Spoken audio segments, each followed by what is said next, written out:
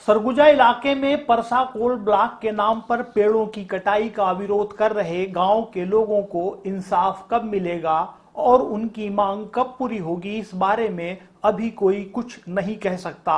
लेकिन पेड़ों को बचाने के लिए उनकी लंबी लड़ाई का असर छत्तीसगढ़ की राजनीति पर गहराता जा रहा है और लगता है कि जन आंदोलन से उपजे बादलों के झुंड अब सूबे की सियासी फिजा पर मंडराने लगे हैं। हाल के दिनों में जिस तरह इस मुद्दे पर सियासी बयानबाजी, वार पलटवार का सिलसिला चल पड़ा है, उससे साफ संकेत हैं कि अब तक इस आंदोलन को अगर हल्के में लिया जा रहा था, तो अब इसे लेकर प्रदेश में सत्तारूढ़ कांग्रेस पार्टी और प्रमुख विपक्षी दल बीजेपी दोनों ही संजीदा हो गए हैं। पेड़ों की कटाई के खिलाफ बढ़ते जा रहे गुस्से की आंच अब इन राजनीतिक दलों की चौखट तक पहुंच गई है और उन्हें एहसास होने लगा है कि आने वाले समय में इसका असर प्रदेश की सियासत और चुनाव पर भी हो सकता है। साफ देखा जा रहा है कि एक तरफ जहां प्रदेश सरकार के मंत्री आंदोलन स्थल पर जाकर एक तरह से उनके साथ खड़े हो गए, वहीं प्रदेश के मुख्यमंत्री ने भी कह दिया कि अगर विरोध है तो पेड़ों की कटाई क्या, एक डगाल भी नहीं काटी जाएगी। उधर बीजेपी भी पीछे नहीं है और जंगल बचाने की इस लड़ाई में वह भी आदिवासियों के साथ नजर आने की कवायद करती दिखाई दे रही है। इससे लगता है कि आंदोलन की वजह से कम छत्तीसगढ़ में तो हसदेव अरण्य का मुद्दा गरमा गया है और इस बात को लेकर बहस शुरू हो गई है कि क्या पेड़ों को काटने की बजाय और कोई रास्ता निकाला जा सकता है। घने जंगलों और हरे भरे पेड़ पौधों से भरपूर हसदेव अरण्य इलाके में कोयला खदान की अनुमति दिए जाने के बाद बड़े पैमाने पर पेड़ों की कटाई रोकने के लिए आसपास इलाके के गांवों में पिछले काफी समय से आंदोलन चल रहा है। हसदेव बचाओ संघर्ष समिति के बैनर तले गांव के लोग इकट्ठे होकर अपनी लड़ाई खुद लड़ रहे हैं। इस मुद्दे पर सरगुजा से रायपुर तक की लंबी पदयात्रा भी निकली। हरिहरपुर में एक बार फिर बेमुद्दत धरना चल रहा है। समय समय पर प्रदेश के दूसरे हिस्से के लोग भी इस मुहिम में अपनी हिस्सेदारी निभाते रहे हैं। छत्तीसगढ़ से बाहर राष्ट्रीय और अंतर्राष्ट्रीय मंचों पर भी इस मुद्दे की चर्चा होती रही है। बीच बीच में ऐसे प्रदर्शन भी हुए हैं जिन्हें मीडिया में भी जगह मिली।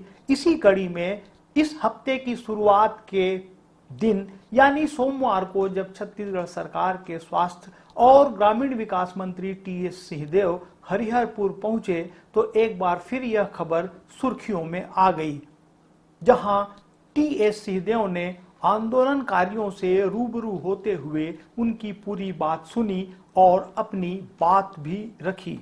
हफ्ता भर पहले का बात है, बड़े हमारे पार्टी के साथी आए थे और वो मेरे को बोलते गए कि छत्तीसगढ़ में जो हो रहा है इसका असर गुजरात में भी है और हमको अगर वहां चुनाव लड़ना है तो वहां पर भी इसका असर हो रहा है। तो ये तो असर सिर्फ आंदोलन का है, आंदोलन से इतना असर हो रहा है, लेकिन आंदोलन भर में खतरा है कि फिर भी आपका जमीन जा सकता है। जमीन रुकेगा कैसे? एक हो जाइए, एक होके खड़े हो जाइए। फिर कोई गोली बंदूक लेके आएगा तो मेरे को बुला लीजिएगा, पहला गोली मैं खाऊंगा, दूसरा आपको लगेगा। एक राय होइएगा तब, नहीं तो मैं लाठी डंडा खाए नहीं हम। एक राय होई हो तो कोई नहीं चलाए गोली, कोई नहीं चलाए लाठी, ऐसा कोई बात नहीं है। एक राय रही हो तो नहीं हुए और एक राय नहीं रह पाई तो गड़बड़ हो। आज में देखे समझे भर आए रहे। जैसा आपने सुना, टीएस सिंहदेव ने पेड़ कटाई के विरोध में डंडा गोली खाने तक की बात कर दी।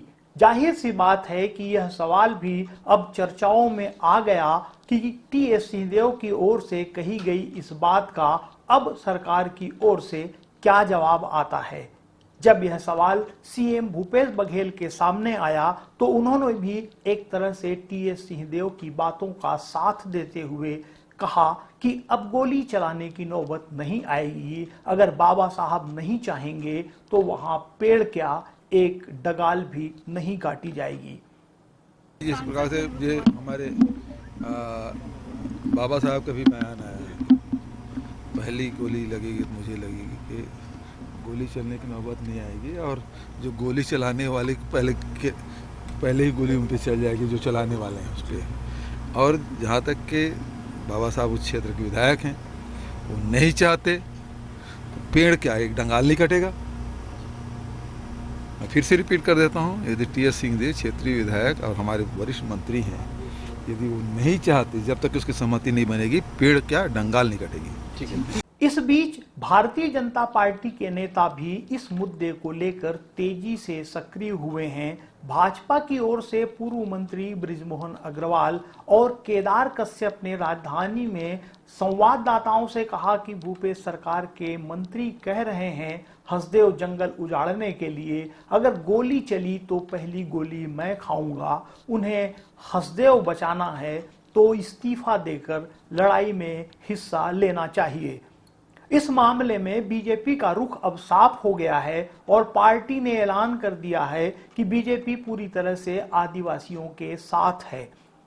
बीजेपी इस मुद्दे पर प्रदेश सरकार को भी निशाने पर रख रही है और पार्टी का कहना है कि अगर छत्तीसगढ़ सरकार फॉरेस्ट क्लियरेंस नहीं देती तो पेड़ों की कटाई शुरू नहीं होती। बीजेपी ने भूपेश सरकार पर छत्तीसगढ़ के हितों की अनदेखी का भी आरोप लगाया है। उसका परमिशन क्यों दे दिया? वो साल और सरई के सेंट्रल इंडिया के सबसे बड़े जंगल हैं। मुख्यमंत्री की बात करते हैं कि झाड़ लगाए जाएंगे 3 गुने, वो झाड़ 50 साल और 100 साल और 200 साल के झाड़ हैं।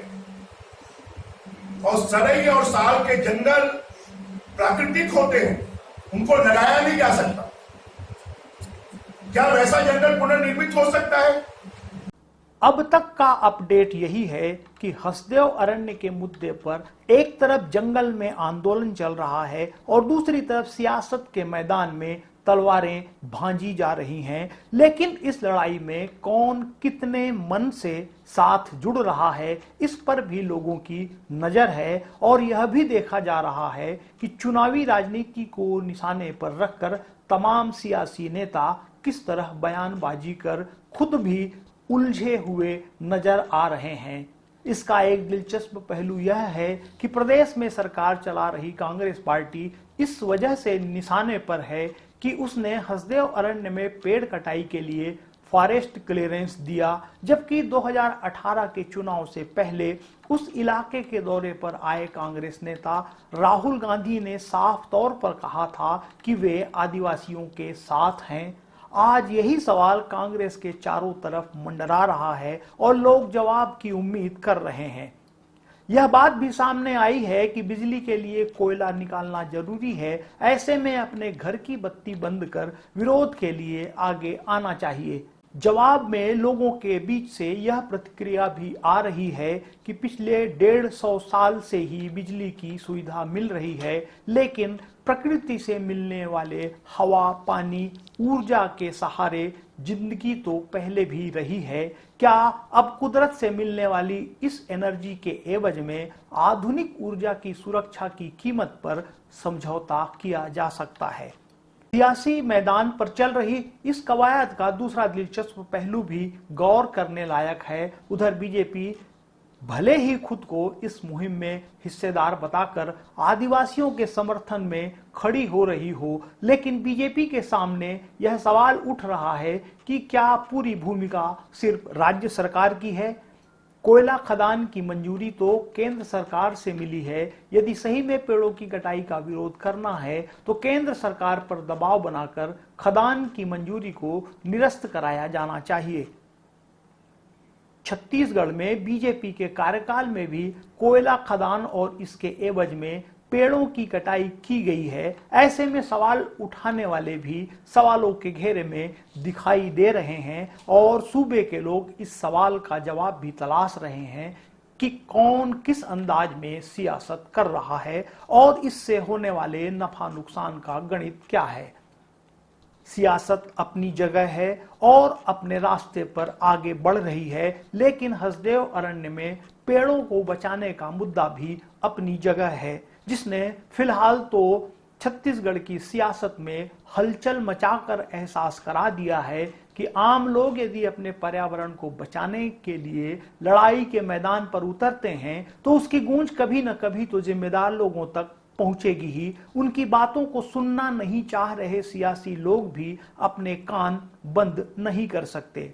इसे अब तक चल रहे एक लंबे आंदोलन का बड़ा हासिल माना जा सकता है।